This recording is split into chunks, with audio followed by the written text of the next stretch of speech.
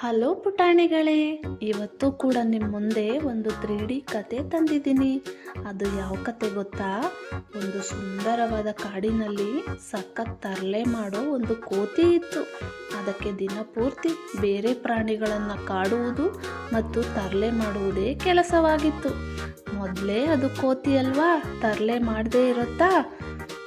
ಈ ರೀತಿ ಎಲ್ಲ ಪ್ರಾಣಿಗೂ ತರಲೆ ಮಾಡೋ ನಮ್ಮ ಕೋತಿಗೆ ಒಂದು ಅಪಾಯ ಕಾದಿತ್ತು ಪುಟಾಣಿಗಳೇ. ಅದೇನು ಗೊತ್ತಾ?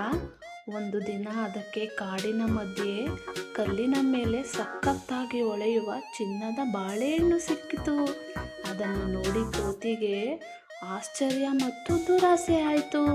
ಆ ಚಿನ್ನದ ಬಾಳೆಹಣ್ಣನ್ನು ನೋಡಿದ ನಮ್ಮ ತರಲೆ ಕೋತಿ ಮರ ಇಳಿದು ಕೆಳಗೋಗಿ ನೋಡಿದ್ರೆ ಆ ಬಾಳೆಹಣ್ಣು ಎಲ್ಲಿತ್ತು ಗೊತ್ತಾ ಪುಟಾಣಿಗಳೇ? ಜೇನು ನೊಣಗಳಿರೋ ಜಾಗದಲ್ಲಿತ್ತು. ಆಮೇಲೆ ಏನಾಯ್ತು ಗೊತ್ತಾ?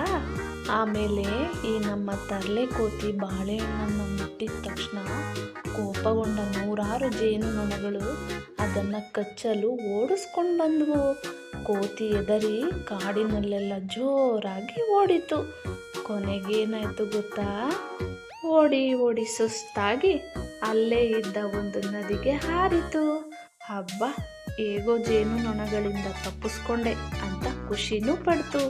ಜೊತೆಗೆ ಒಂದು ದೊಡ್ಡ ಒಳ್ಳೆ ಬುದ್ಧಿನೂ ಕೂಡ ಬಂತು.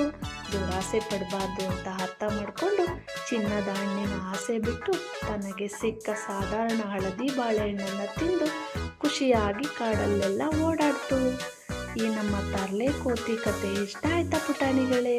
ಈ ಕತೆ ಇಷ್ಟ ಆಗಿದ್ರೆ ನಮ್ಮ ವಿಡಿಯೋಗೊಂದು ಲೈಕ್ ಮಾಡಿ, ಹಾಗೆ ನಮ್ಮ ಪುಟಾಣಿ ಲೋಕ ಚಾನಲ್ನ ಸಬ್ಸ್ಕ್ರೈಬ್ ಮಾಡಿ.